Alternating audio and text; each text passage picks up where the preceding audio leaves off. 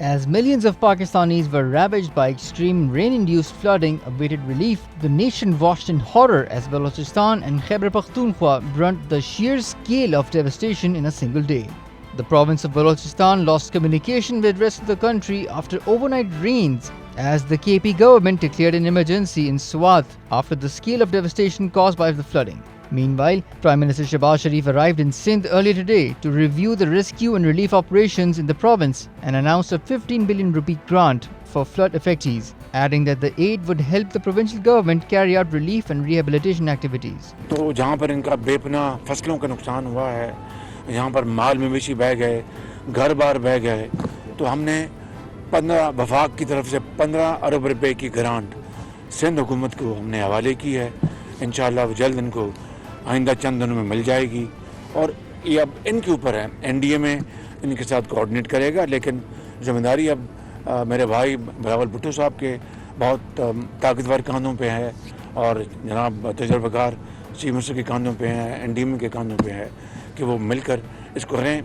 ये ग्रांट है, इन्होंने पहले ब्रिज बनाना है, इन्होंने कोई और कौम, ये इनकी जवाबदीद पर है।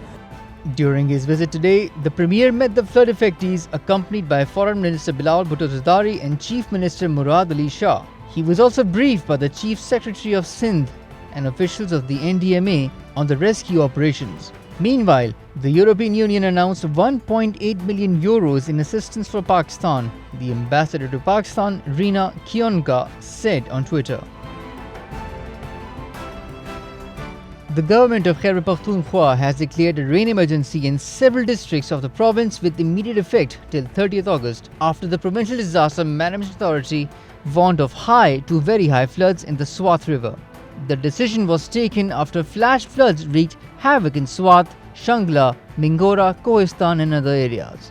Videos circulating on social media show hotels, link roads, suspension bridges, houses, hospitals, schools, mini power stations and water mills being completely washed away as residents scramble to find refuge.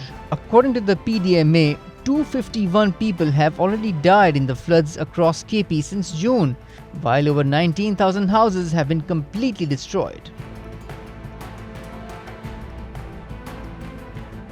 The province of Balochistan lost communication with the rest of the country after overnight rains. However, communication lines were restored in the city after being cut for nearly 24 hours. The destruction of infrastructure and breakdown in communication links added to the difficulties faced by the authorities in rescue and relief efforts in the region. The air, road and rail tracks in Balochistan were already suspended, cutting it off from the rest of the country. A major railway bridge washed away between Kolpur and Mach in Bolan Pass, cutting off Quetta, the capital of southwestern Balochistan, from the rest of the country for an indefinite period. All 4 highways linking Balochistan with other provinces were blocked because of damaged bridges and landslides. So far, more than 235 people were killed in the province and hundreds of thousands lost their homes, the authorities said. Pakistan was hopeful of getting a $1 billion tranche from the International Monetary Fund by Tuesday after meeting all the requirements of the global lender, Finance Minister Miftah Ismail said. The IMF Executive Board meeting for the combined 7th and 8th review under the Extended Fund Facility has been set for August 29th. The board was expected to approve a tranche of $1.17 billion for Pakistan after it fulfilled all conditions. और ये बात भी आपको बताती चली कि IMF की तमाम रिक्वायरमेंट्स पूरी हो गई और इंशाअल्लाह ताला पीर के दिन हमारे पीर की रात मंगल की पीर और मंगल की दरमियान के शब में और अमेरिका में पीर के दिन के वक्त इंशाअल्लाह आईएमएफ का बोर्ड बैठेगा और वो ये पेमेंट कर देगा.